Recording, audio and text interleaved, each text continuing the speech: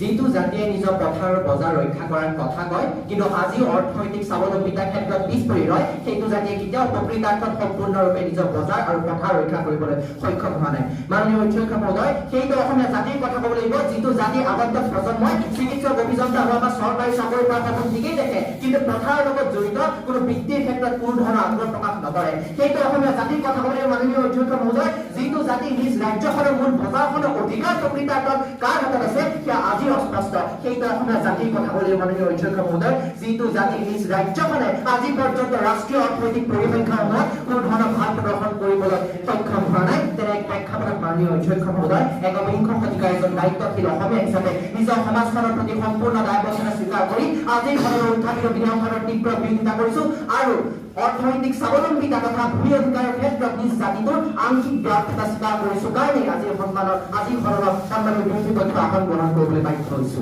মাননীয় অধ্যক্ষ মহোদয়, যদি সঁচাকৈ অসমীয়া জাতিয়ে নিজৰ বজাৰ আৰু পথাৰ ৰক্ষা কৰিবলৈ সক্ষম হ'লহেঁতেন, তেন্তে অসম কিশোৰী অম্বিকাগিৰি ৰায়চৌধুৰীয়ে নিজৰ ডেকা অসমত দেশখন গেল কিবা কৰ আৰু জাতিটোক আৰ্থিকভাৱে স্বাৱলম্বী হোৱা কথাবোৰৰ